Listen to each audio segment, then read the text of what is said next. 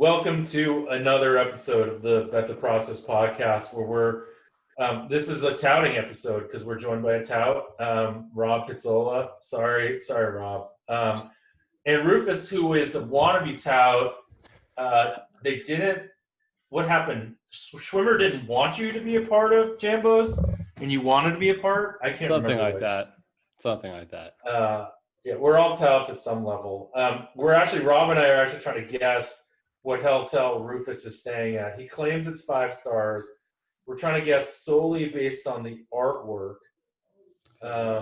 It's like wannabe art. I mean, you say it's 5 stars. It's like Mandalay Bay. It's got to be some. It's.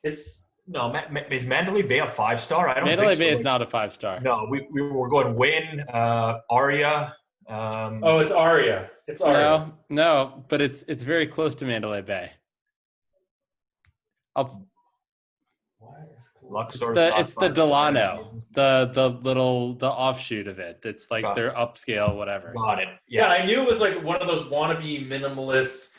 We're so cool and chic hotels. I've never stayed here, but I met somebody on the plane like last month who basically was raving. He's like, "Oh yeah, it's my favorite place to stay." Wait, under cost of room $99.95. Does that include resort fee? So I'm guessing under with resort fee over. I think it's right around there total. It's amazingly cheap right now. Hotels tonight. But it's a ghost town. It's kind of sad. Well, this is actually a time of the year where Vegas is generally a ghost town. Well, the thing is here they normally have a bunch of conferences, but there's like no conferences in town, so like there's no weekday traffic. I heard Park MGM actually closed during the week. Oh my God. They're like closed Monday to Thursday now. Jeff, this is not your Vegas. It's not your father's Vegas. I haven't been to Vegas since probably February or even January. I don't think I've been since CES. It's crazy. It's the longest amount of time in my life that I haven't been to Vegas.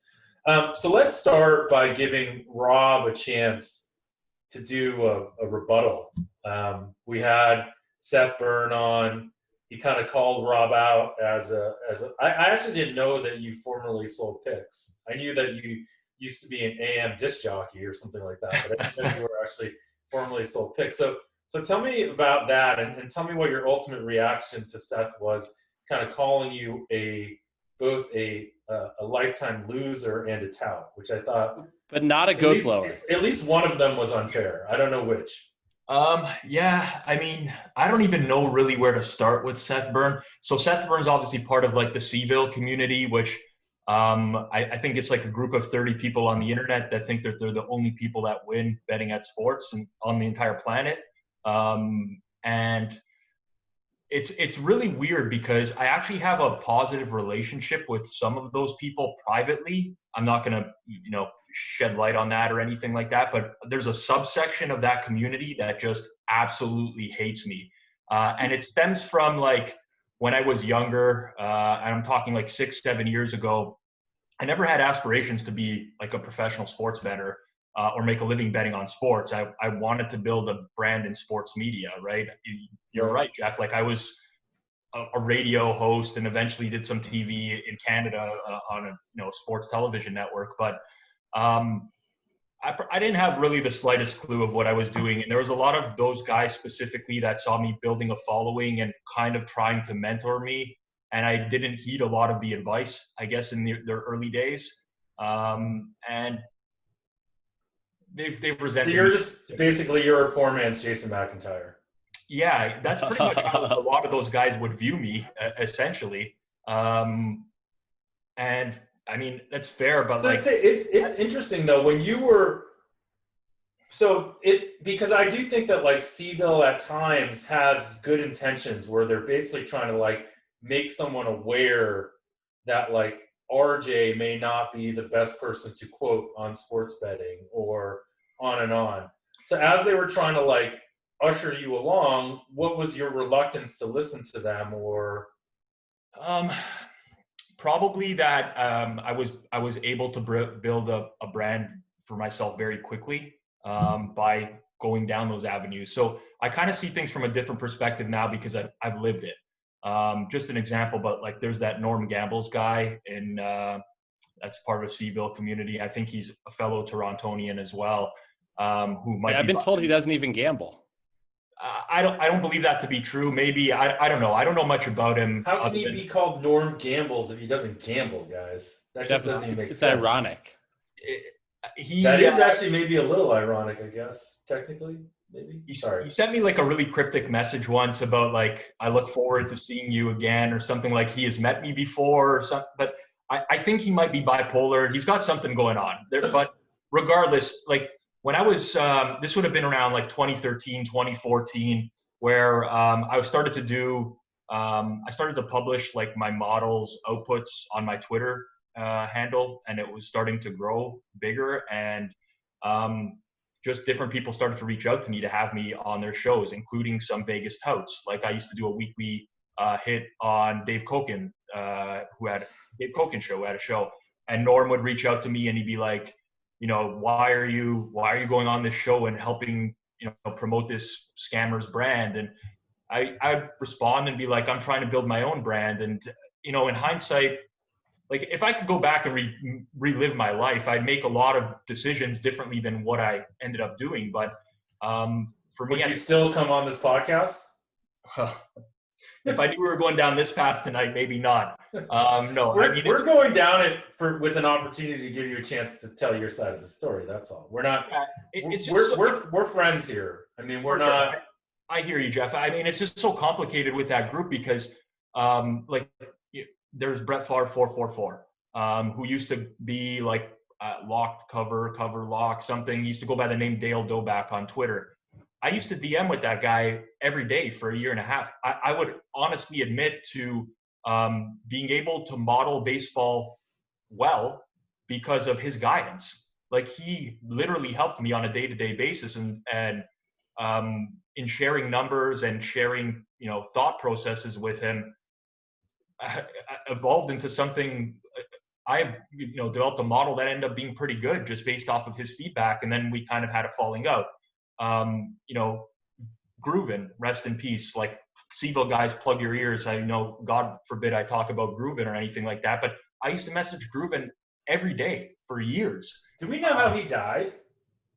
I don't want to speculate. I don't know. I think he was young. He was in his. I've heard. I know someone that knew him personally, but I don't think this is the place. I mean, Okay. It wasn't anything like. It wasn't. You know, it's not something that reflects poorly on him or anything like that. But well, may he rest in peace. Yeah. I mean, like, and unfortunately, I had a falling out with Grooven towards. I mean, probably 6 months before he passed, because he was delivered some like false information about me just in general. And he thought that I was some sort of scumbag because he was delivered something but by someone else. And I never got to, like, it's weird for me saying this, but like literally spoke to the guy every day for 2 years, never had a phone conversation or any human interaction with him, just through social media.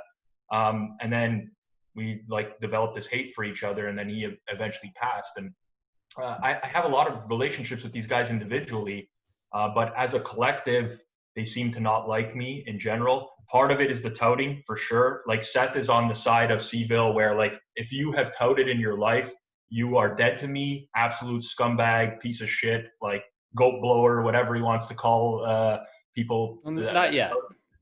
But that's where he's on that side of the spectrum. Do you think it'd be hard for us to source a goat blower to say we have had a goat blower on the podcast? I think we have to do it now. We got to find one. I mean, I don't really know how you listeners, like misconnections on Craigslist. Maybe we can like anonymize them and have the little fake, face. I was at a farm. I saw you next to a goat.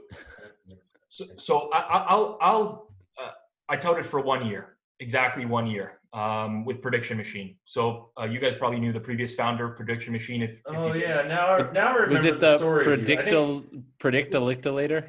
Well, that was the Predictolator was the machine itself. But like, was it literally a machine, or was it just an algorithm? It's just a Monte Carlo simulation. Like that's really all it is. But I'll let you guys be the judge. I'll be as open and upfront as you guys. And this is the honest truth. I took over that business with the intention of trying to run a tout business, quote unquote, the right way. And that's the honest truth. So Now, you're a poor man's Schwimmer then. yes, so that's fine. You're a if that's, swimmer before there was a swimmer, that's but fine. also who is more grounded in reality. Yes. And didn't pitch in the majors. So there. Well, you don't have that going for you, Rob. Right. But you were a disc jockey. He wasn't a disc jockey. Schwimmer has like flowing locks. Though. Schwimmer wasn't any kind of jockey. Okay, sorry, Rob. You can finish. Rufus and I have ADD apparently. Well, like I'll just give you guys some examples, but I got rid of short-term pick sales, right? I got rid of daily pick sales, weekly pick sales. It was monthly on. So things like that. I never promoted any short-term trends, period, in order to sell the product. It was always long-term. I rewrote all the models using what I was actually using to bet at that time. And in that year that I actually touted, unfortunately, there's no way of actually looking this up now because the prediction machine's been sold and it's been changed. It's actually now been rebranded as Prediction Machine again. But we can go to the Wayback Machine. I can't access the admin anymore. So I mean, I'll save you this. Like I think you like dabbled in something that you thought could be a legitimate business where you could help people. You realized that probably wasn't true, and you moved on to betting your own stuff. And like it was a gateway for you to get into the industry. There are a lot of people that get in the industry and don't like Cheetah. Cheetah's the same, not the same story because Cheetah did it for longer, but Cheetah's like the most benign human, you know. So it's like there's no ill will in that guy's body. So he just doesn't see things the same way other people do. I will say this though. I mean, you know, if you talk to him and you know, he says that Marco D'Angelo is like a really nice guy, a good human being, and like, you know, a good family man and all that. And I don't doubt that. Like that he's, you know, I feel like once you get to know anybody or most people, you see a positive side of them. And so it becomes really hard to criticize people that you're close to. And I think that's something that definitely is something that I struggle to criticize people that I know well. It's a hard thing though, right? Because at the end of the day, you're talking about someone that's developed a livelihood based on like that's what they do, you know. And so their justification for what they do, like I bet Marco believes he legitimately helps sports bettors, you know, at some level. And like, and you know, everything I've heard about a lot of these guys is they're not bad dudes when you get to know them. But like at the core, the business itself is fraudulent, right? Which is like ultimately the actual business is fraudulent. And that's the whole Sprague chart that everyone talks about. So, but I'll poke holes in the Sprague chart. And I've actually had conversations with Sprague himself, who now we don't, I think he's muted or something, or he's blocked me or whatever. But we've had actually exchanges over DM about that chart before, where I have said, I don't agree with this. And this was probably at the time that I was touting in general, but I think there's a lot of flaws that I've pointed out, which he actually agreed with privately, but then publicly it's very different. Like a lot of the stuff doesn't make sense. It's like, you know, if the line doesn't move when, you know, this person touts the play or when this person bets their play, then like, so let's call this out, right? Because what's his name? Ed from Right Angle went on Spanky's pod, and everyone said it was good, and someone said that he doesn't like our pod, and he DM'd me very sensibly after the Seth Burn episode, debating the whole like no touts kind of thing. And I think at the core, there's probably 2 or 3 pick sellers, touts out there, right? That actually provide some level of value if you know how to use the information, right? But the problem is they don't market the information in a way that someone would understand how to use it. They market it in a way, and I'm not talking about anyone specifically, but they market it in a way that if you bet their stuff, you can win, right? Which isn't the case necessarily, right? Yes. Go ahead, Rufus. No, I want to hear what you have to say, Rob. Well, I mean, there's just so much that goes into it. Like,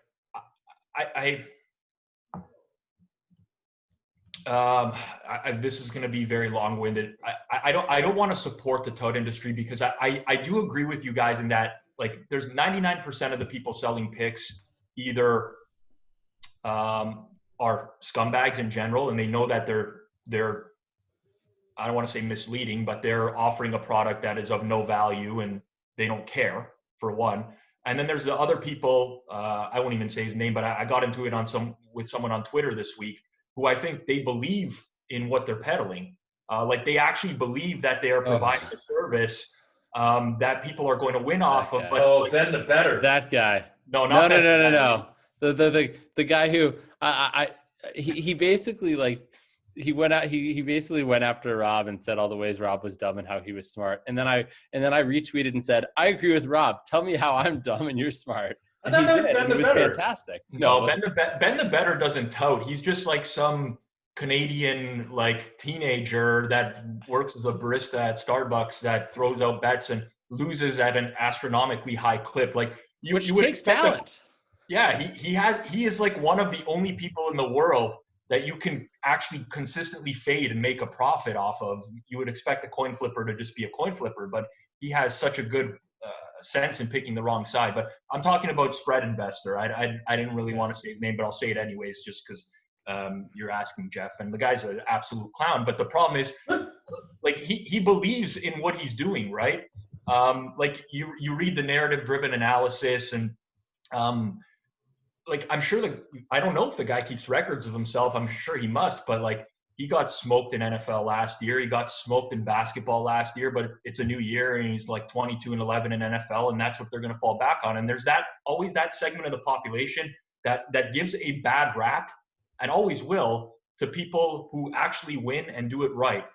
I know of someone, he's in the gambling Twitter community, that exclusively buys picks and bets them and wins because he's been able to identify winning pick sellers. So they exist. And that's what I'm getting at. And I mean, okay, it's out there. But the majority of people, like the average person doesn't know what to look for. Does that person, you think, exclusively use the information from pick sellers, or do you think they have other things that they do? Like, have they had a long experience of understanding how to process this information? I think yes, but that's the point, right? Like, but it's learned. It's been learned. It's been a process. I think everyone's process, right? And getting back to the name of this podcast, right? Everyone's process is different. But if you have some sort of process, and like there are pick sellers out there, right, who ultimately have value in terms of their actual ability to, you know, take information and data and whatever. But the problem is that it's just really hard for the average bettor, who's actually the one that's going to buy picks, the ones that are the lion's share of their customers, to get any real value off of that. And ultimately, like, I don't know, it'll be interesting to see how this whole thing plays out as the market matures. But, you know, people give Rufus and I crap because we do give up picks on the podcast or whatever. And, you know, apparently aren't doing very well this year. I mean, I've not won. I'm down in football this year, so that's literally the only thing that I'm winning in this year are NFL second halves, and we're crushing NFL second halves. That's damn. And it's gotten to the point where I literally just don't think I should actually bet our sides, and like our pregame sides, and just bet our second halves. Dude, golf is keeping the lights on for me. I'm on I've had 16 of 17 winning weeks, but can we? It's like the opposite for NFL. Can we do a quick Masters recap then? Wait, hold on. I want to, I feel like you guys have been going back and forth. Let's finish this macro. I want to say what I had to say here. But first off, I mean, I compare it to sort of the people that like sold mortgage-backed securities and things like that they were convinced. Those people were convinced that what they were doing was like giving people an opportunity. Do you know what I mean? That's not a fair comparison. But what's that saying? Like, oh God, I'm trying to remember the saying about the people that were selling mortgage-backed securities were like, I wouldn't say that Dr. Bob or Ed are equivalent to people that were selling mortgage. No. I don't mean that. No, but I mean, I meant more in terms of like, this is going back in the conversation 5 or 10 minutes, like the Marco D'Angelos of the world. The people, like, if your livelihood is based on something, you will find a way to justify it and find a way to make yourself the good guy. That's what I'm talking about the people that, like, I bet even Vegas Dave finds a way to justify himself. Because They're- you have to live with yourself. I think that is the thing. No, Vegas You boy have has to live find with a his way. parents, actually. You have to He lives with his find a parents. way to justify what I you're don't know if doing you to watched yourself.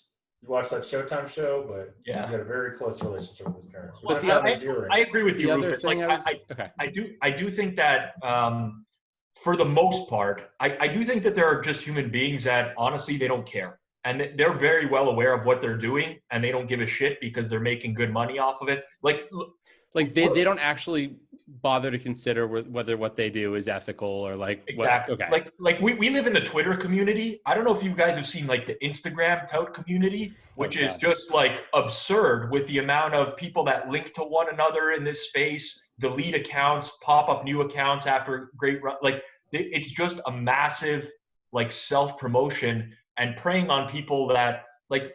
You know, you can log in and see some touts Instagram story where they're on a 50-4 run, like which we all know it's not happening. But there's a large portion of the I don't want to say a large portion of the population, but there's at least a segment of the population that can believe that that is actually true and actually correct. And I think there are certainly people out there. There's a segment that just feasts off of those people. Then I do agree the majority, though, Rufus, are the ones that they believe in what they're selling, plain and simple. Yeah. And did you guys see the this week the Senate hearings where Lindsey Graham was trying to shut down touting on Instagram? What kind of touting? Like sports bet touting. It was like one of the big things they're trying to shut down. I didn't see that. No. I'm just kidding, guys. I knew Come he was on, kidding. it's like a funny joke. Lindsey Graham, imagine like, him it's trying not to April shut down Fool's the Day. touts. But I don't know. Jeff, he says it so seriously. It's almost impossible to. It's not even like a smirk or anything. Just stone face, like. Okay. Deadpan. Okay. It's Before we move on, line. wait, Jeff. Before we move on, the other thing I wanted to say is that I know Ed gives me a lot of crap because I basically like whenever I say something about don't buy picks, and my point there is basically that, I mean, I'm not saying that all pick sellers are bad, but what I'm saying is it's going to do the most good if I tell like my followers to not buy picks, because if I say, oh, there are exceptions, people like they will find so many false positives. People will be like, oh, this person is going to be this is the exception. They will think that there are way more exceptions than they are. So I think like, obviously it is the nuanced discussion. I agree with Ed about that, but I do think overall what does the least harm is telling people not to buy picks. That's the problem I have with Rib saying like that people are making money off of these pick sellers, because it's such a small like, and it's like hard to give people that hope, right? I agree. I hear what you're saying, Jeff. I completely agree with that. And honestly, people message me now, and I still tell them not to buy picks in general. I honestly say that to people who reach out, but like. There is a percentage of pick sellers, albeit small. What is it? What's that number? Less than 1%. Just Okay. like the amount of bettors that win. Listeners, think about how hard that is to find the less than 1%, especially when basically default anybody that's marketing themselves aggressively. Yep. Probably not that 1%. Like, in fact, out of the people that market themselves aggressively, what's the percentage, Rob? Oh, it's tiny. Is it even positive? It's tiny. Jeff asked me at the beginning regarding the Seth Burn thing. I will always defend myself on the pick selling standpoint, because I honestly took an approach to try to help people as much as possible, in the sense that I even put articles up on the website as to what like, depending on your average bet, what clip you would have to hit at with subscription fees in order to be profit off of what we were selling, for one. The problem that I encountered when I was touting in general, and what I've learned and why I don't regret anything that I've done, is it gives you a glimpse into what's out there and people just largely don't give a shit. And that's one of the biggest problems, is that you can put a tool on a website that allows users to input their own sportsbooks lines so that they can get an accurate projection on that game or if there's an actual edge or not, but they don't care. Like on a daily basis, I'd get messages of, what is this? Just tell me who to bet. Give me the side to bet. And I think there's an education problem for one.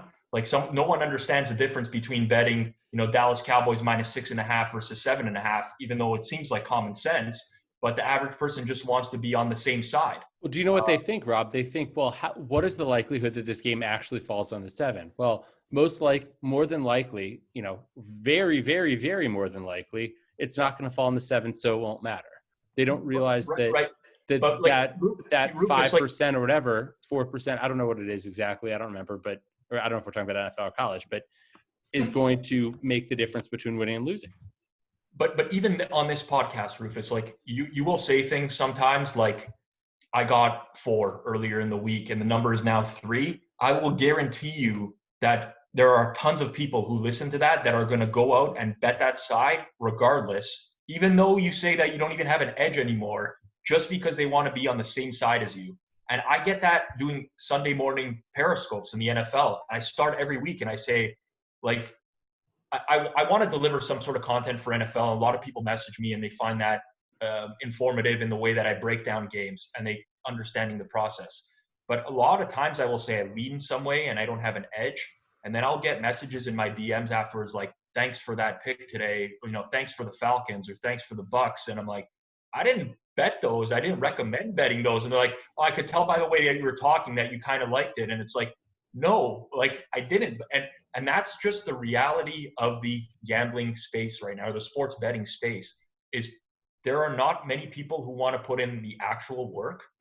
And that's where we're at. I think we're in this spot of like trying to educate as much as possible. But then there's like, if you're a pro bettor, how much do you want to educate the population? Like, I don't mind giving away some stuff, and I do talk about a lot of that stuff, but I don't want to give away how I do everything and my entire process into everything. So it's a balancing act as well. And I don't know.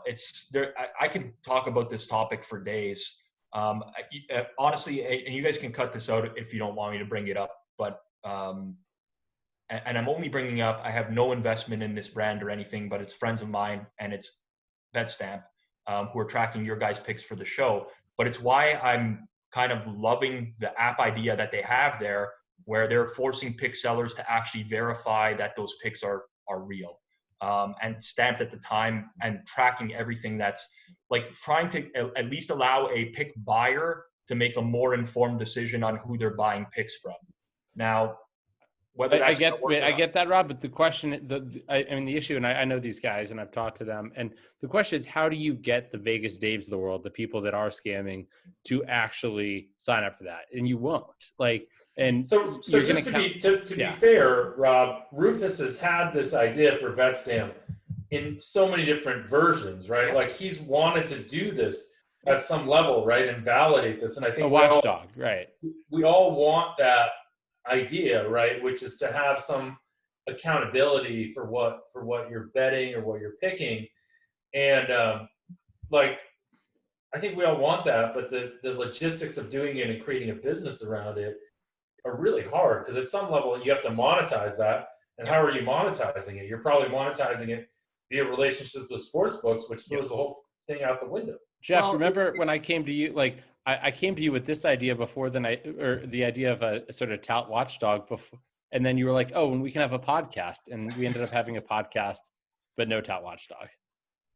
The tout watchdog thing was too much work. Yeah, it was. I mean, just like making t-shirts, way too much work. Too much work. The gambling community and like guys like you, Rufus, myself, people with big followings collectively have to, and I'm not saying it has to be BetStamp or BetSperts or whatever the brand is. Why'd you take me out of that, Rob? Hey, Jeff. Thanks. And Jeff. Apparently they don't track your picks, Jeff, only mine. That's what the guy messaged me about. I was like, what happens on the picks where Jeff and I disagree? I was like, shit, they went with mine. We would have had a better record if they went with Jeff's. I'd somehow managed to slide under the radar of actually being a bettor, which is totally fine with me. We have to collectively make something the source of the truth, and almost shame people that don't have their place on whatever the source of the truth is. And that's just got to be what this becomes. It has to be big, right?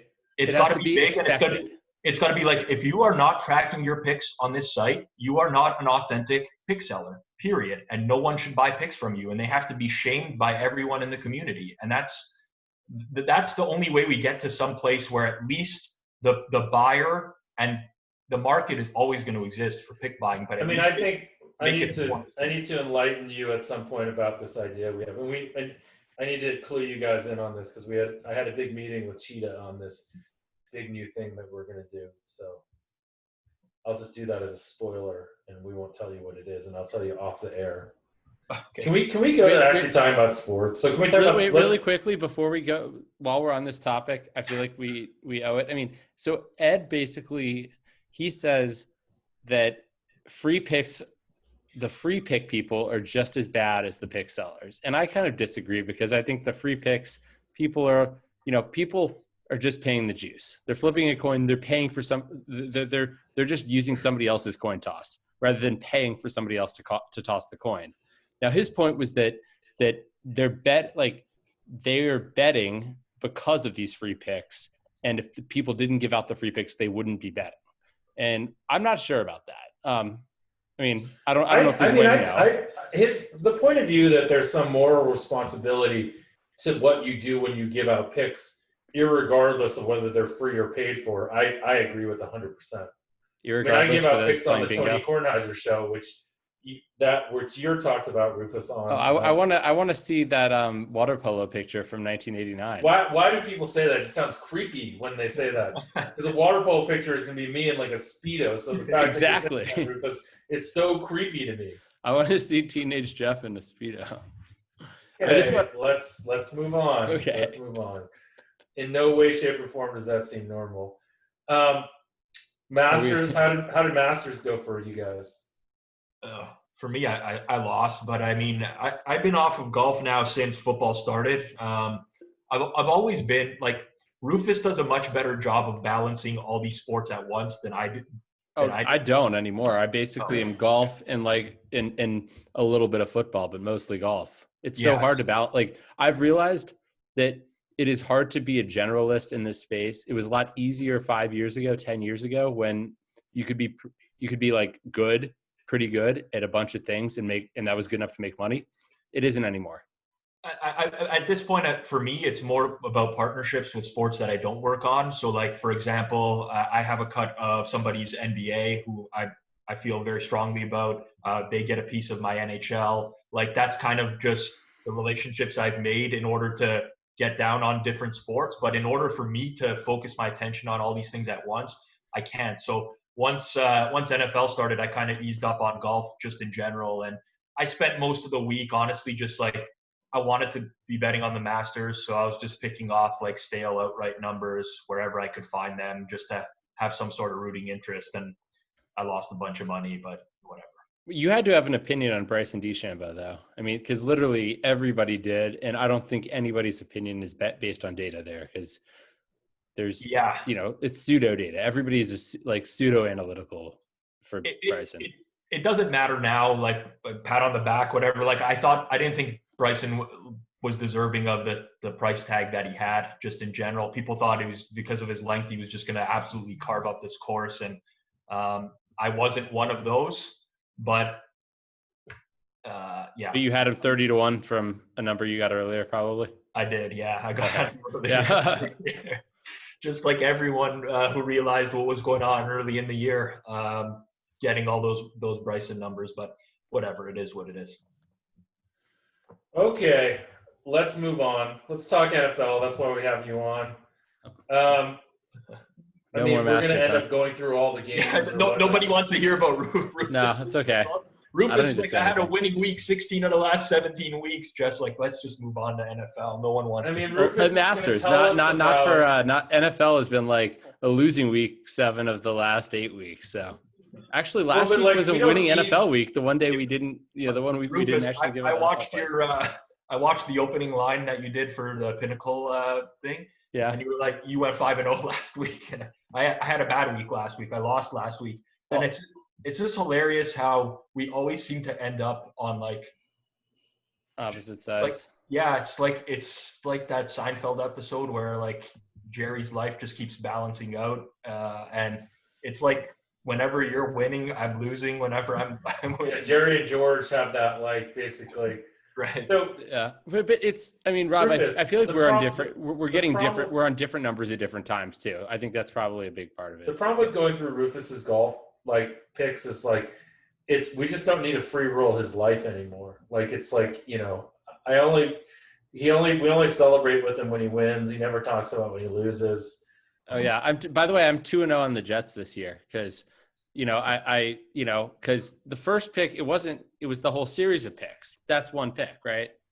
Well, Like you mark loss, win. That series is a win. As And long then as they you're won the next market giving, you're up Oh, on the Jets right now. Exactly. Let's move on to the NFL because I'd Oh, like it's to talk serious, about by the the way. NFL. Okay. Thursday night, Seattle Seahawks -3 against Arizona. I like Seattle personally. I don't know how you guys feel about it.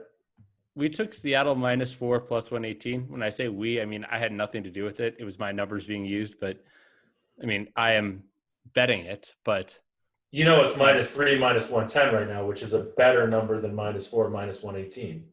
plus 118, -4 plus 118. Still a better number. I think you're right. I'll pull up my sheet to make sure. I'm guessing it's definitely a better number. I mean I got the three. Rob, The three's what worth do you- about 20 cents, right? Like 21. What's it now? Let's see. Half point. Yeah, 20 cents. 4, 6 cents. 20. Yeah. Carry the one, dot the I. So what's basically 26.5 cents? We're listening to Plus Rufus do 118 math. minus 1. So Great. slightly better, actually, Jeff. CLV. There you go.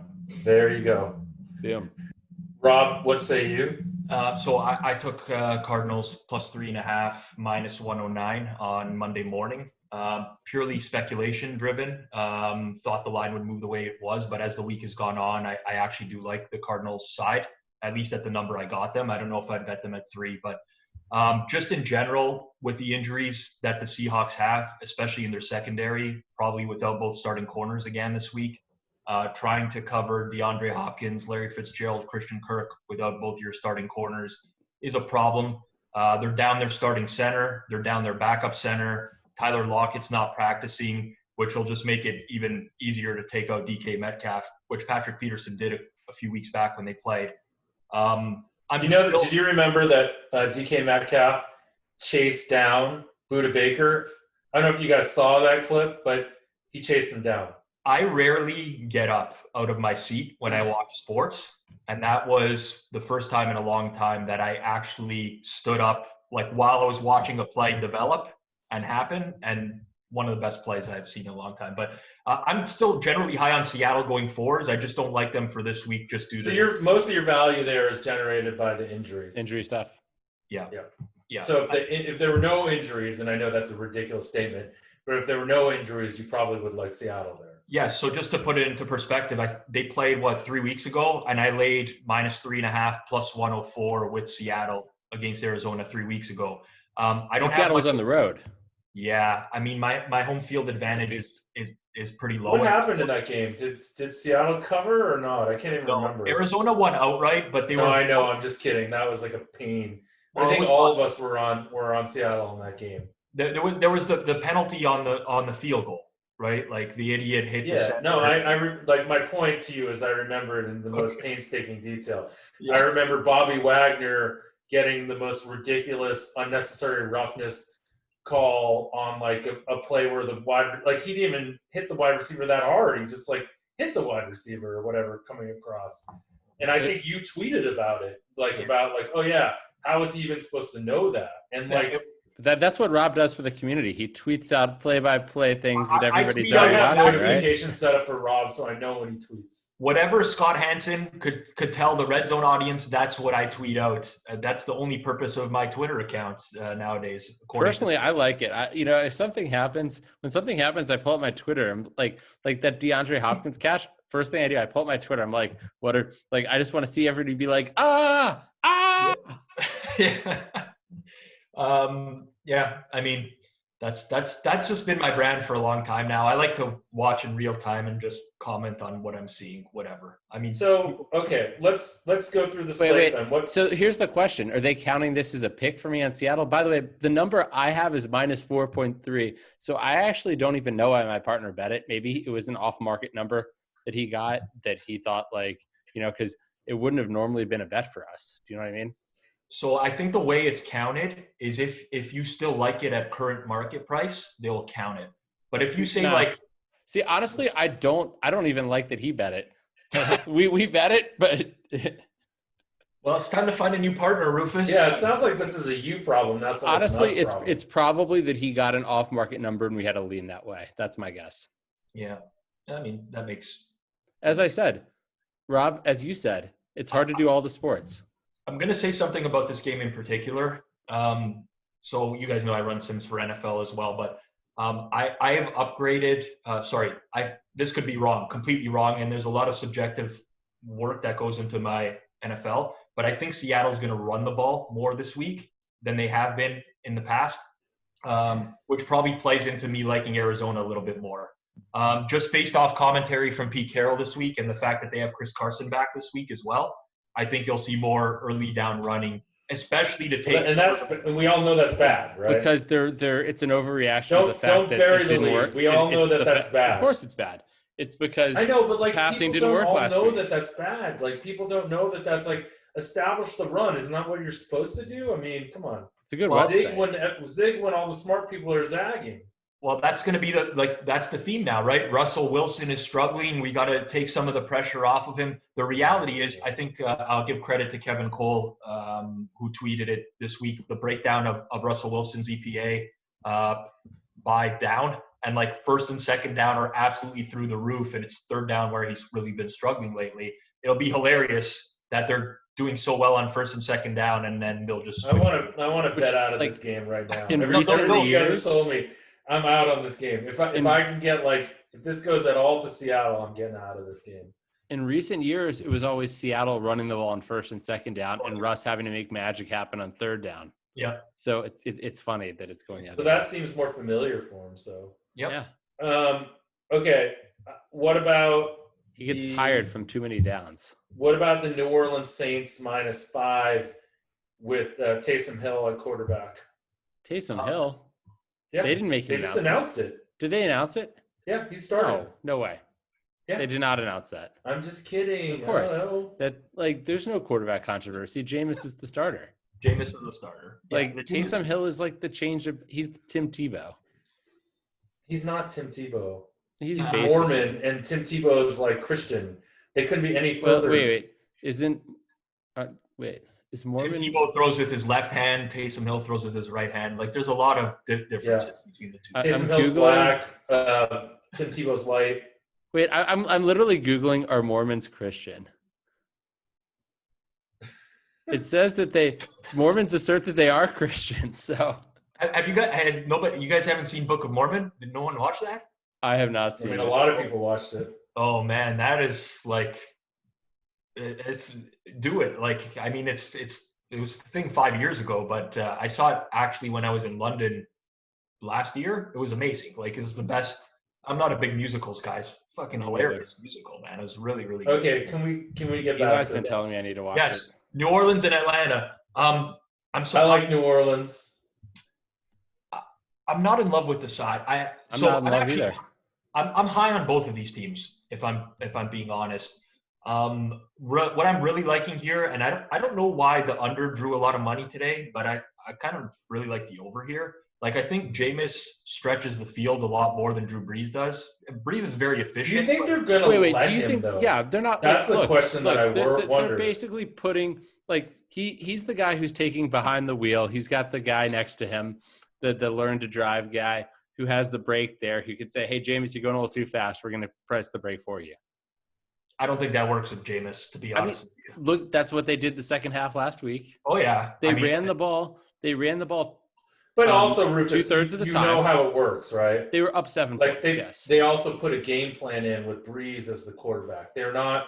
Okay, but he look didn't at take what first team reps, so They're probably not going to put things in that are super risky that need multiple reads or whatever. But okay, they're playing a game they expect to win. If they were playing the Steelers or the Rams, or playing a game that, or the Chiefs, like a game that was going to be tougher, I think that's one thing. But if you look at what Sean Payton did last year when Breeze was injured with Teddy Bridgewater, it was very much a run play action. It was not a. They're very different. Teddy Bridgewater's checked down his entire life. His whole life. I'm just saying. I saw from Jameis check the ball down. I saw from Jameis last week basically the same thing I saw the Saints doing without Bridgewater. I'll take the over with Rib. You can take the under. What's the total 50, at right now? 50 right now. Okay, I don't have an opinion there. So here's the thing for me. This is just a very arbitrary thing, I guess. But if you strip out the first month of the season, again, arbitrary, whatever. Atlanta's first in. You're such a tout, arbitrary. Can we strip out strip out the 4 But there's a reason games? for it. There's a reason for it because Dan Quinn was Atlanta's coach. So if we look at post Dan Quinn for Atlanta, they're first in EPA per dropback. Now, granted, easy schedule. Yeah, who they play? Throwing the ball a lot more. They're working to the strengths of that offense, in my opinion, a lot more in general. Calvin Ridley practiced today. Looks good. Looks like he's going to play. So they have the full offensive complement for Matt Ryan this week. And that's been an offense that has been moving the ball downfield. So if the Saints are going to come in and just try to run the ball and hand off, they're probably going to get into some sort of game state where they're going to be playing from behind, at which point Winston is either airing it out or he's turning it over, both which help the over, in my opinion. But both. Yeah, possibly. We saw a lot of that. So what would you take the over-under on Winston touchdown passes to Falcons versus Saints? Would it be 1.5?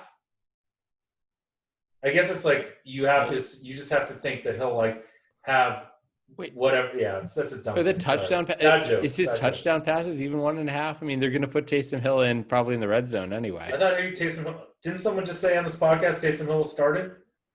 It was you. Oh, right. Okay. Yeah.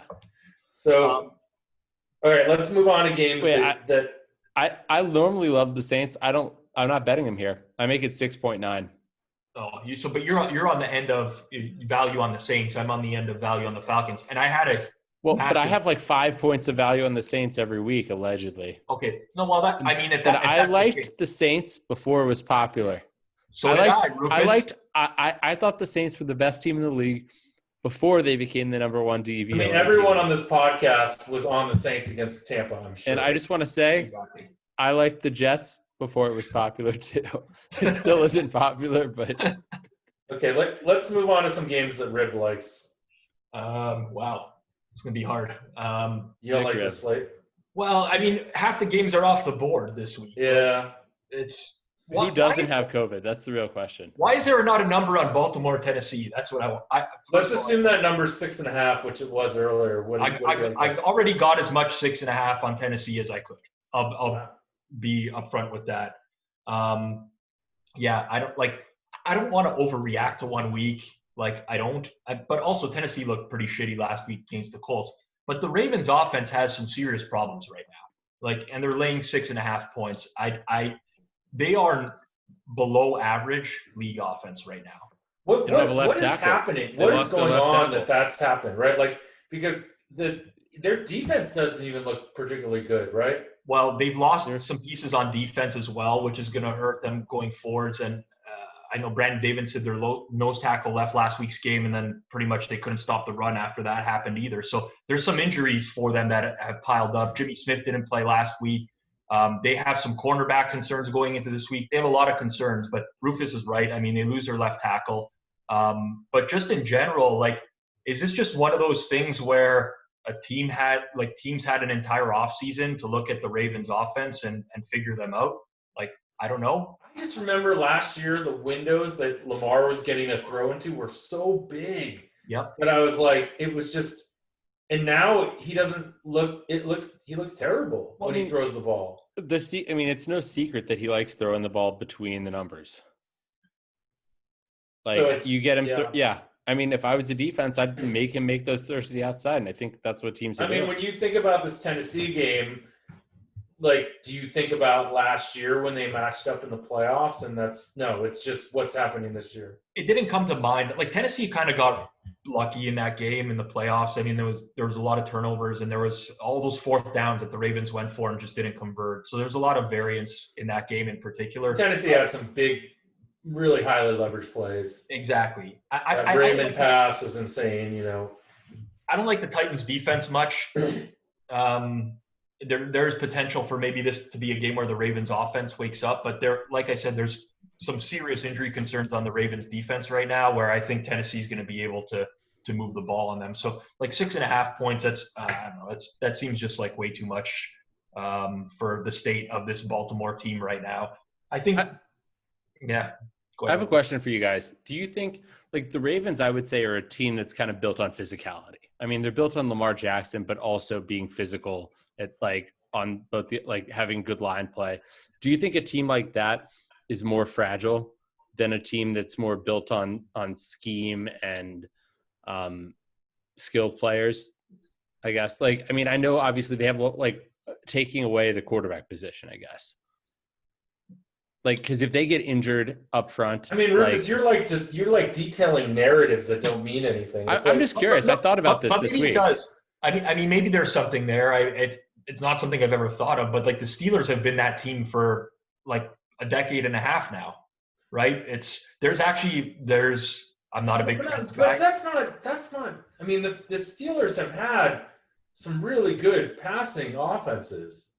They have, but they've also been a very, very physical team. Like, I'm not a big Trends guy, Jeff. You obviously know that about me. But there's one that I always think about, and it's the team's record against the spread in games after they play the Pittsburgh Steelers. And this is going back since the start of Mike Tomlin being the coach for them. And it's like an absurdly low percentage for teams in their game following Pittsburgh. And I wonder if there's some sort of physical component. Maybe not. Maybe it's just complete noise. I mean, it's still a small sample, even over the course of 15 years, because the amount of games is small. I think it's noise. I like the narrative. Like, the question is, are there other physical teams that you would look at? Like, how are you guys measuring physical? It's like complete narrative to measure physical. I mean, I think. How are you measuring line play, Rufus? I'm not. I'm counting on McRib to do it. No, but you're saying, like, you're like a victim of you. Like, it's crazy to me that you guys are talking about this narrative now. But we're theorizing, Jeff. Okay, I'm gonna say this. Like, Jeff, do you know how I get edges betting on sports? I come up with ideas. I have ideas. I've seen your house. You live in the combat zone in Boston. Exactly. That's why I got out of there. No, I mean, part of it is like thinking critically, having ideas, and testing them. Yes, and finding things that are not incorporated by the market. Yes. I get it, but you guys keep talking about physicality, and you haven't given me any measure of how you're measuring physicality. You're completely banking on narratives. Maybe if you're I was asking like what Chris Collinsworth says. So if I was going to think of something, maybe we look at concussions in the game following, and determine that as like. Think about those Steelers AFC North games, like just from the eye test, right? Like those Bengals games. But then the Bengals, right? The Bengals draw Vontaze. Any team with Vontaze perfect. Perfect. Right? Any team with perfect is a physical team. Any team with perfect strangers. It's like Perfect was laying out people like 3 seconds after the plays were over. He comes in and finish every hit when like it was insane. Guys were getting up off the ground and he was still finishing the hits. Like Greg Williams' dream linebacker. Oh man, Vontaze Burfict. Honestly, that was the funniest thing about like the Greg Williams when they were like, his team leads the league in quarterback roughing the passer calls. It's like strange that would happen. It's strange that they still get so many unnecessary roughness penalties. Yeah, there's like 24 NFL. I don't know why. 24 NFL players that have lost like 10 years or more of life expectancy because of Vontaze Burfict. I'm not like. I thought you were going to say because of Greg Williams, and I was like, well, probably that too. But Burfict was the like prototype. Like he did not give a shit. He gets suspended. He'd come back first game and like just completely oblivious, like wanted to kill guys on the field. Well, and the thing is, he's actually killing himself too while doing that. It's like a kamikaze move. If you lead with your head, you're going to get just as fucked up as the other guy. It's true. Okay. Okay, so next game. Any other games that you got that are on the board still? Yeah, I mean, okay, so I could talk about any of the games here, and I kind of have like a small opinion on a lot of these games, but how about the Patriots, right? Why are the Patriots favored? That's what I'm gonna say. Where's okay? I gotta find this number. The Patriots are now down to 1.5. So I'm on Houston. Yes, we agree. Yeah, like this is a troubling trend. Well, I guess the Patriots are favored because they beat Baltimore last week. Houston sucks. I mean, they can't beat anyone except for Jacksonville. But who are the Patriots? Like the Patriots too. Like we're so quick to forget in the NFL. Like 2 weeks ago, this team almost lost to Rufus's Jets. No, like, but can I give you? So this goes back to like the 5 weeks before that. We my thought they were one personal of the Super Bowl nemesis contenders. in life, right? At this point, is Ed Teach, because like it's like listening to him talk about Trump and how Trump should have won, and then talking about like the Brady versus Belichick thing. So now let's just take out the fact that Belichick is the actual GM also of the Patriots, and let's just pretend there was some other GM there. What Belichick has done this year, like literally, they could be 7-2 right now, pretty easily. The two games that they against Denver, they had a game-winning drive, which but Jeff, we're talking about Denver. Like we're saying, okay, fine. They were a Cam short goal line away from winning. They were a Cam at the 7-yard line fumbling away from winning against Buffalo. Yep. Right, and then the only two games they lost that were definitive were the Niners, which they looked horseshit, and the Chiefs, where they didn't have Cam, and it was like the whole COVID thing. I mean, so my counter to you would be that the Patriots have been in every game, and even in the heyday of the Belichick, they would win games like that against the Jets ugly, where they would be in a situation maybe not quite that bad, but they would win ugly at times. So I haven't looked at the numbers yet for that game, but what are you guys saying, that you think that Houston should be a couple point favorite in that game? Well, I think if you look at the teams, there's only one unit that ranks out as a net positive on either team, and it's the Houston offense, especially since Bill O'Brien's been gone. So they've been passing the ball more. EPA per dropback since O'Brien's been gone is through the roof for Deshaun Watson. I think he's top 5 in the league. I look at the Patriots and 22nd EPA per play on offense, 20th EPA per play on defense, 25th DVOA. So yeah, there's all these close games, but they're a shitty football team. They don't really do anything well. I'm not saying Houston is necessarily so much better, but what's separating these two teams right now? Coaching, maybe. And sure, that plays a factor for sure, because the thought of betting on Romeo Crennel against Bill Belichick, it does make me want to vomit everywhere when I think about that. But out of every orifice, or out in different locations physically? I guess either one, really. I've never thought about it that way, but either one would be acceptable. Got it. Yeah. I mean, what is the line right now?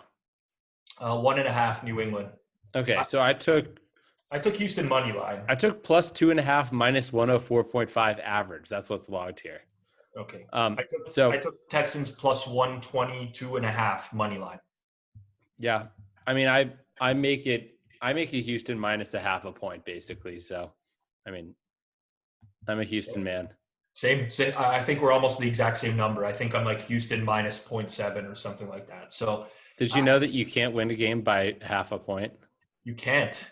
You cannot. You'd have to win. Well, I'm kind of close to 1. You're right in the middle. So. Well, I'm 0.56, so I'll round. How about Denver, Miami? That's on. Looks like it's 3.5. Is Locke playing? That's the question. Yeah, I mean, so I think this Drew Lock injury is very unfortunate in the sense that we could have got a Miami 2.5, 3 potentially, and now when this reopens, depending on who's playing, we're not going to see that number anymore. I do think the Dolphins have been lucky in the last couple of weeks. Their defense is much better, but overall, there has been a lot of luck involved in the last couple weeks of results. A lot of luck involved. I mean, it's a bit of a stretch, but I appreciate you trying. Denver stinks, man. I don't know how else to say this. Like, it's been free money betting against Denver for the most part. It's a horrible team. Most of their offensive output has been in garbage time this year. You strip out garbage time, and this offense has been, like, Drew Lock's been arguably the worst quarterback in the NFL that's seen at least 150 dropbacks. So I don't – there is a little bit of narrative-driven analysis here, and maybe it's not narrative. Maybe there's something to it. But, like, Tua playing a game in the cold, in altitude, Denver might actually have the highest home field advantage right now of any team. I think you can account for those things. Elevation. Yeah, Sorry. I got it. Rufus, when you make a bad joke, you just got to let it land, right? You can't explain it. That just makes it worse. Yeah, but Jeff, when you don't explain it, nobody even knows you made the joke. That's fine. There's like 1 or 2 listeners that realize it, and they tweet me, they DM me, and they're like, that one thing you said during that episode was really funny. And I'm like, thank God. I want to oppose Rib's opinion here, actually, a little bit. I mean, I don't love Denver, but I do think Miami's overrated. I mean, they've been extremely reliant on defensive and special team scores and big plays. I mean, they had how many straight games was it where they had defensive touchdowns? And then last week they blocked a punt. Yep. And they started let's see. They started 5 of their 10 drives in opponent territory last week. Yep. And that doesn't even include the kneel downs at the end. So it would have been 6 of 11. And they are only a +5 in turnover differential, which doesn't seem like insanely high, but they are +20.5 in turnover EPA, according to my numbers at least, which is fifth in the league. Denver is -44 points. They are only better than the Cowboys in turnover EPA. So literally, that is a difference. How many is interceptions? 38 points is interceptions. That's what I'm saying. Like it's. But do you think? Okay, I agree that there's more signal in interceptions and fumbles, but the Dolphins are +19 in fumble luck, +1 in interception. Luck meaning the result. Like, it's not all luck, obviously, but he's retired. But Denver is -6 for fumbles, -38 for interceptions.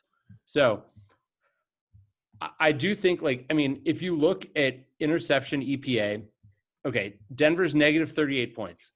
Any guess on who and if there is a team that's worse, or if there isn't, what the next worst is? So Denver's got to be the worst, I'm assuming, just based off the way that this question is. Yeah. Okay. Next worst, let's say you said -44 is the worst? -38 for interceptions. Okay, let's say -25 is the next worst. -18, Philadelphia. Yeah. So they're an outlier. They're an outlier bad. Like, that is not repeatable. Like, I think, they were -5 turnover margin against the Raiders. That was yes, they were outplayed in the game, but when you're outplayed and you're -5 in turnover differential, it's tough. But this is going to be my point, Rufus. So I actually agree with a lot of what you're saying. I think we're going to get an opportunity to fade Miami. I just don't think it's Denver.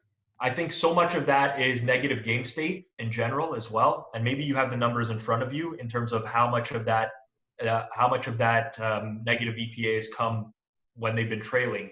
But they're trailing all the time. They're trailing in every single game for the majority of the game. And because of that, they have to throw more. What if I were to tell you guys that Miami's playing the Jets next week with the Jets at home? I saw that. Is that something that would interest you, Rufus? I probably already put all my net worth on look-aheads there. It's 7. The look-ahead is 7. Asterisk is all that they will take, which is probably $1,000. Yeah. Well, I actually jumped on that. We'll all be on the Jets next week. I don't think so. First win of the season. I'll be on Jets money line right now. Putting it down.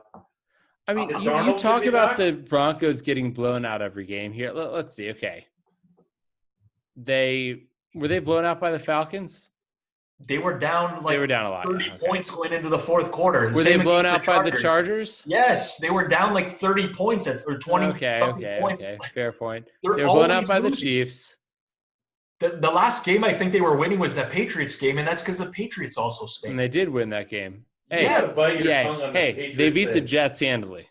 And the Jets, if you beat the Jets, you're a pretty good football team. That was a Brett Okay, I got one for you guys though. How about the Jets Chargers 8.5? Is Darnold back this week or not? No, it's Flacco. No, it's but Flacco. One thing that is interesting, and I know we don't think that any skill positions matter. I don't think we think positions matter or players matter. We just bet basic strategy all the time. But I do feel like the Jets actually having competent wide receivers helps them. I agree with you. Well, it makes a difference for sure. I think the biggest difference is you saw Flacco. If he has time to throw, he can he knows how to throw a good spiral and throw it to an accurate spot. But he literally is a statue. Yes. He's not literally a statue. You realize that, also, right? He has a tendency to not look downfield too often. So early on against New England, he figured out he hit a play downfield, and then that kind of opened things up for him, and he reverted into the old Flacco, the elite Flacco. Remember the Flacco? Yeah, Flacco for Flacco. Flacco for Flacco. But I don't know. All right, so what do you guys make that Chargers game? I make it right around where it is right now. Rufus probably makes it 4.5. I would guess. I made it 4.5 with Darnold.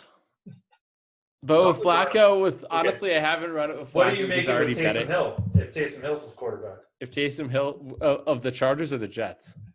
The Jets. If he's the quarterback of the Jets. I don't know. I don't know either.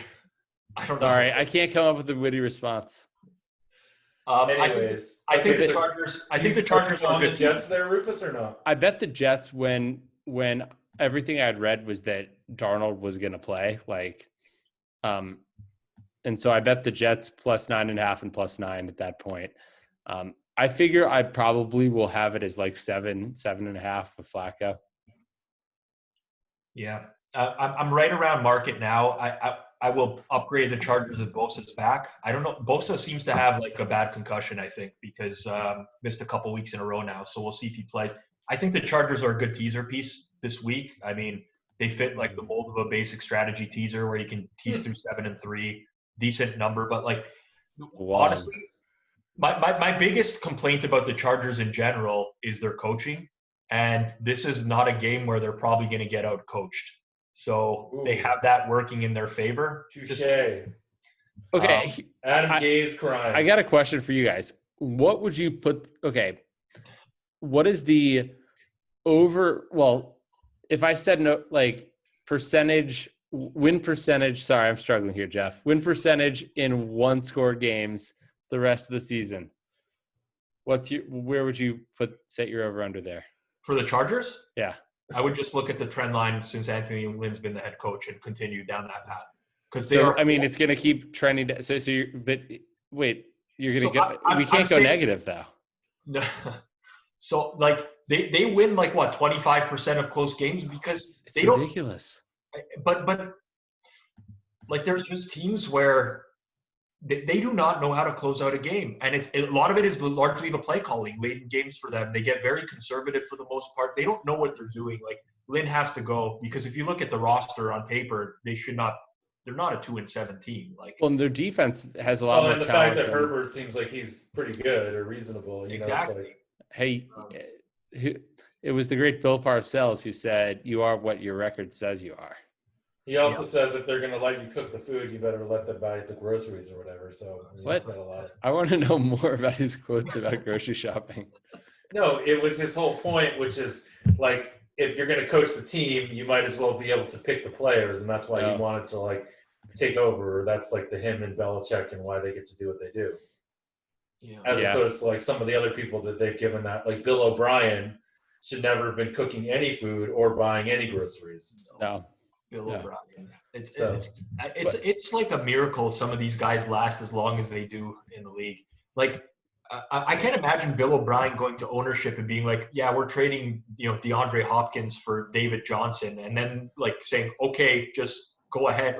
How is that not fireable on the spot? I don't understand how some of these guys survive in these with these teams. I mean, how did the owner say yes to that? That's the real question. I Did O'Brien like wine and dine him? Did he make the decision when he was drunk? Man, that's gonna go down as one of the worst trades in the history of sport. Of sports. Herschel Walker. Yeah. Let's pick two Okay. more NFL games to talk about. I'll pick one just because I have a lean, and I probably will bet it, but I find it to be interesting. So, and it probably won't interest a lot of people, but Steelers and Jaguars. So why I find this to be interesting is that there's trends around the Steelers and their performance on the road as favorites under Mike Tomlin. And we saw this a couple weeks ago against Dallas as a big favorite, 14 points, and coming down to the wire. So I think a lot of people will say, Jacksonville's live here. I think Pittsburgh plays Baltimore next week as well. So in terms of if you're looking, at a scheduling spot, and that's one of your things. Yeah, I like the spot. I like it. It's like a tough spot. I think the Steelers are going to absolutely dust the Jaguars this week.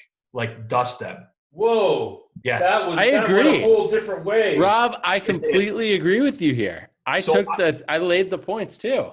So I think that this isn't part of the blackjack book that the sharps use because most of those guys you're gonna lose your sharp card. They would take the 10 points with the home underdog. That's part of the blackjack book. But this is for me, like, I'll start with my own narrative.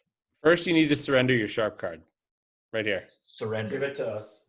I will split. Rufus wanted a sharp card one day, so he can take yours. I'll split the analysis into two just to keep the blackjack references going. I think from a narrative point of view, which I buy into, for this, that Pittsburgh also almost losing to Dallas, I think makes them not overlook Jacksonville in this spot. Like it's a very, you know what I'm getting at though? Like I know it sounds dumb, but like it doesn't sound dumb, but it does sound like what every other person would say on a radio station or TV station that's trying to like make a case for Pittsburgh. Let me start. The analysis should start with I make this game 13. That's what the first analysis piece should be. Then it's more into looking for reasons to potentially not bet this. That's like my process in general, and I can't really find them other than the Steelers historically under Tomlin are not good. But Jake Luton last week. Like Jake Luton's Luton? Yeah, it's Luton. I always say Luton. I think it's Luton. Juiced Luton. Yeah, Jake Luton. He sucks, man. Like, did you see that spin move though he did against that? That was pretty good. Insane. I was like, yeah. As someone that was holding a Texans -6.5 ticket, that was an insane spin move that just pained me for years. So one of the games I watched this week, don't ask me why, but in full was Jacksonville Green Bay. I'm high on Green Bay this week and low on Jacksonville because I think the wind or the weather conditions strongly impacted that game from what I watched. At least Green Bay's game planning, just in general. It looked like Rodgers took a couple shots downfield early in the game. He had Robert Tonyan open for like pretty much a touchdown, and the wind like clearly took it. The wind blows. Yeah, so they he doesn't have a strong arm. He can't cut the ball through the wind, right? They went to it was strong winds. Like we're talking gusts of like 40 miles an hour last week. Rufus, that shit would blow you down. It's true. Yeah. Me and Rufus, like, there's no way we should. You guys are waves. For me, it would do nothing to me. But like, I think there's a little bit of an overreaction based off of the conditions of last. So do you like the Packers against the Colts? I do. Interesting. They're getting Jair. You kind of buried the lead there. Wait. I want to keep going with this Pittsburgh game though. Okay, go. Because I want to be able to talk about how I agree with you. Okay, like, go. This what is do a you rarity. make the line, Rufus? I make the line 13.7, so I'm close to Rob here. Despite the fact that Pittsburgh has been like extremely lucky or extremely fortunate in terms of turnovers and all that stuff, but they here, where's my notes? Yeah, and despite the fact that I thought that the final score against Cincinnati was a little bit deceptive, they were not like, I mean, they had an edge like 5.8 to 5 yards per play in the first three quarters when the game wasn't completely in doubt, and only 39% to 35% play success rate. And Cincinnati was 0 for 13 on third downs. So like that's they got a little fortunate there, but I still think I've been pretty high in Pittsburgh like throughout the season. And I think the big thing here is that Jacksonville without like their offense was the one thing that kind of made them a live team.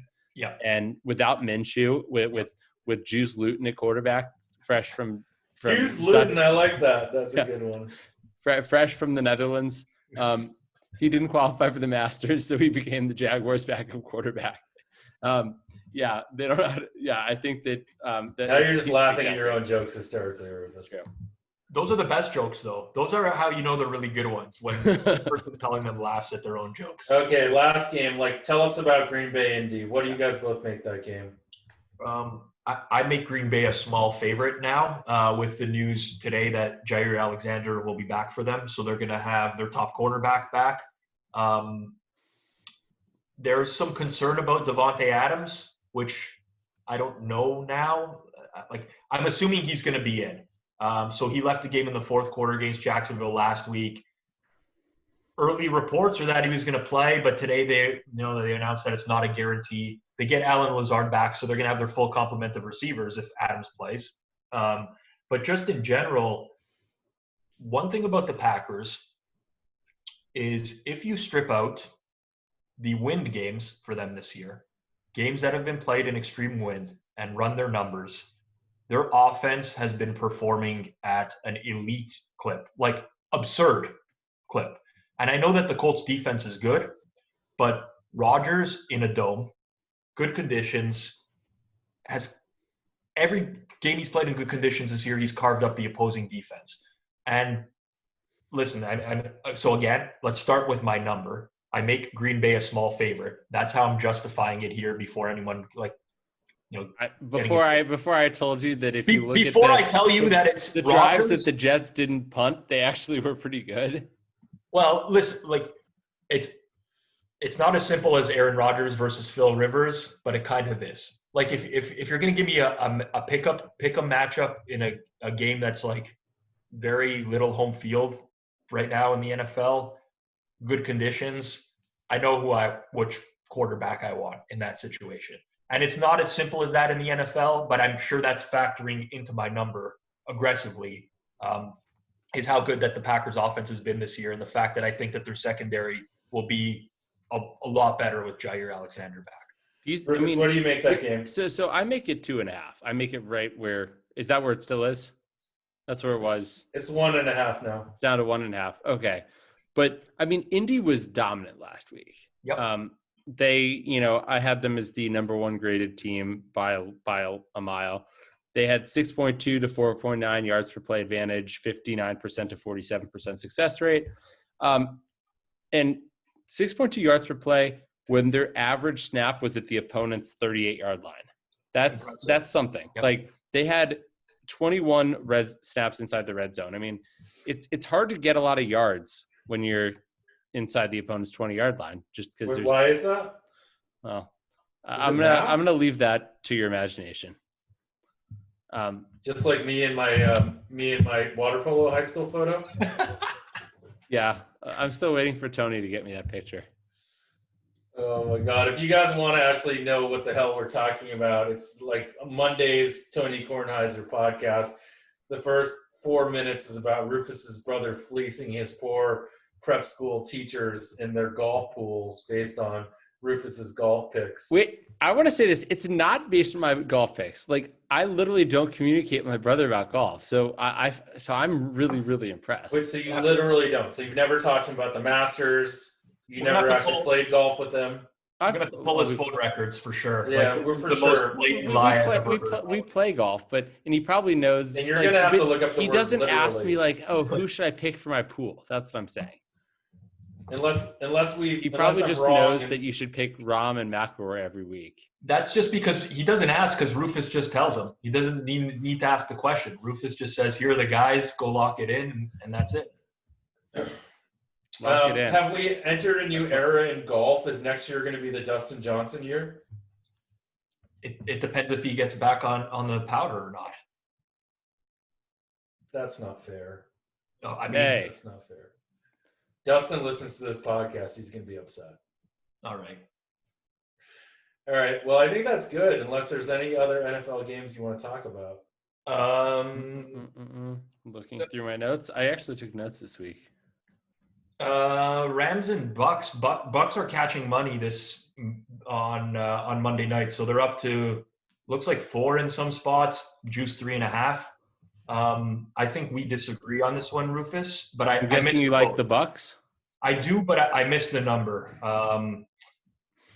I've laid off so far, actually. My numbers like it, but my business partner hasn't bet it because there's like other numbers that we respect that don't like it. So, yeah.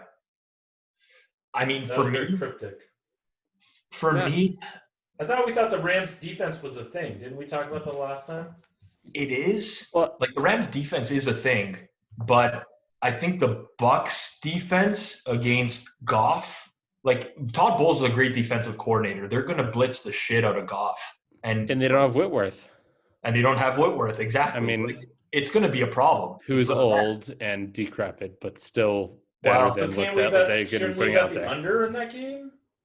Because I know we're always looking to bet NFL unders these days. That's what I was I about am. to get at, Jeff. I mean, it's so tough to bet an under nowadays. Like, I took an under last week. It was Cleveland under like 50 or something like that. If it's good conditions, I'm not taking an under in the NFL right now. I still don't think The the market's Cleveland game good. was insane. Our second half numbers popped, and of course we like the over in that game. And normally when that happens, like in a weather situation, it's a huge overreaction, and I usually still bet it. And I looked at it and I was like, "There's no chance I'm betting this. Yeah. No chance." But if Chubb had scored that touchdown, it would have come in. Yes. So you didn't bet it. I didn't bet it. By the way, that Chubb touchdown, I didn't realize this, like, because I was watching the Masters, and I looked to see how our early games did, and I saw, like, okay, we had Houston +4.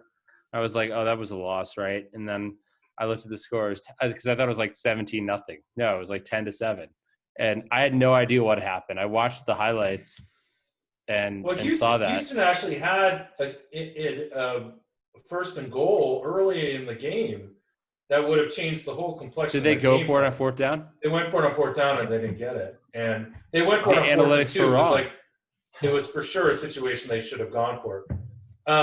But okay, so here's the thing that's crazy about that Chubb play. Like he should have just scored the touchdown. Well, I mean, there's 20 thought seconds left. You're not gonna like be able to get 10 points in 20 seconds. It was like, I think it was like 48 seconds. So I bet Cleveland -3, -105 last week. Like, great number. Was really upset, but I still think he made the right call. Like, even though it's just small percentage points, he did what was like the best. Like, that was the best outcome for them as a team, was him. Now, he should have stayed in bounds. He should have kneeled. Right. But it didn't matter because it was still a kneel down anyway. Well, they have to snap the ball is the difference. So there's one extra snap. Yes. Yeah. But I'll say, like, he was smart to get that extra 57 rushing yards or whatever. so he helps his stat sheet there at least. Well, I don't know how Nick Chubb's contract is structured, but I'm assuming there's no touchdown clause in there, or else he's scoring there, right? If there is, all I'm saying is it wasn't nearly like the Gurley situation, where against like the recent Gurley situation, The or the old cost them Gurley the game, situation. right? Did it cost them the game? Yep. It's different when it's a 1-score game versus a 2-score game. When it becomes a 2-score game, just score the touchdown. And this is coming. I had the Texans +4, so I was more than glad that he did it. But I felt like that was a sort of silly thing for him to do. He just should run it in at that point. I don't like. I haven't seen. So NFL Films had the audio of the Matt Ryan, Todd Gurley in the huddle that time, right? Where Ryan's like, "Don't score. Make sure you don't get in the end zone," and he ended up scoring anyways. I wonder if there was something that was I haven't seen any audio of this week, or something communicated to him directly in the huddle or to the team, saying like, if we pick up a big gainer here or first down, just go down. I think that would make way Chubb more had said sense, that. right? Chubb had said that Mayfield had said that. Yeah. If you get the first down and you go down, I get it. How often But are at you that thinking point, when about he's- that when you're your own 30-yard line? Well, let me finish this, Rufus. So, like, if you get the first down and you go down, I get why that's smart, because you can get caught from behind. You can do a Leon let, whatever. But at that point, he's almost in the end zone. Just run into the end zone. It doesn't make any sense to me. Yeah. So, I mean, I think he did the right thing. I mean, at the end of the day, if he scored, no one is talking about the fact that he scored. Like, this isn't a conversation this week, right? Because they were going to win the game regardless. I get it, but, like, whatever. I mean, I kind of like that players are thinking probabilistically now a little bit. I think it's cool, to be honest, even though it really fucked me. I mean, they are not thinking probabilistically. Well, at least someone on the that's the problem. Like, it's critical thinking, right? Like, on like that moment in time, score the effing touchdown. There's the it's on the margin. What Todd Gurley did was like ridiculous. End the game. Todd Gurley, I think, tried to stop. He just didn't do Too it late. in time. But like, He got through. so I don't think that he knew kind where of he stuff- was. So what I don't like about the Todd Gurley play is, why even run the ball? Just take a knee. Line it up right in the middle. Take a knee. You run Todd Gurley, you run the risk of scoring a touchdown, which is what happened. A fumble, anything. Just take a knee. You don't need to try to score there. Or Like, you, I mean, stupid but coaching. if you have enough faith that he will stop, like, yeah, But I mean, Rufus, they had to get to the explain to me what but you they had to get to gained. the 4-yard line for the first down. So you're right. It was a situation where it wasn't like, Explain to me what you gained by getting him to the 1-yard line and having him stop.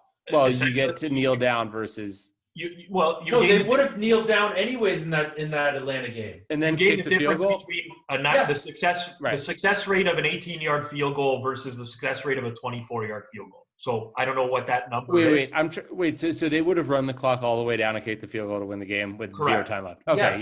yeah. In that point, you should just take a knee. Yeah. I agree. Why even let your team make that stupid decision? I completely agree. And like, again, Because like they'll in say, that well, game, you know what? in The that field game, goal I could be had blocked. Detroit plus whatever 3.5 or whatever it was in that game. So I was like incredulous about it. I was just like, this is insane. Yep. So, but like for me, it's like, what makes me insane is like the illogical nature of it, right? Like, if Nick Chubb had scored a touchdown there to beat me, I would have been like, that happens. Like that happens. Like, it's not illogical for him to have scored the touchdown. No, I agree. I mean, like I said, like if he had scored, no one's talking about that this week. Like, Yeah. because it didn't matter. Like, I know it does matter technically speaking by like 0.01% or whatever. I mean, more than that probably, but it doesn't matter. So either way, but I'm not bitter that he went out of bounds, even though it was a big play for me. So I would have not. What I want you to do, Rob, is bet some MAC football, watch it on Tuesday, Wednesday, Thursday, and see how ridiculous the end of those game situations are. It's like I can't win a MAC game. Yeah, it's pretty hard. All right, guys, thanks for joining us. Rob, thanks for joining us. We'll still have you on, even though you're a former tout, and it's nice to have you on. And I feel bad like trashing Dustin Johnson now. I really do. Like, I'm a fan of his. I just like. I was just messing with you. He doesn't really listen to this podcast. Yeah, like I know. I think there's like probably a dozen listeners of this podcast, and maybe like 6 of them are my friends that I send the links to just because I. Hey guys, I was on a podcast this week. You want to listen? All right, thanks for listening, guys. See you next week. On this week's Bet the Process podcast, we go full tout. We bring a former tout on, very controversial individual. He was in a Showtime miniseries called actually different guy. Rob Pizzola joins us, and we talk a little bit about blowback from the Seth Burn episode. He talks about his dalliances with Seville, and then we dive into some NFL, even though there's so many games off the board that we can't talk about that much. And with that, let's start the process.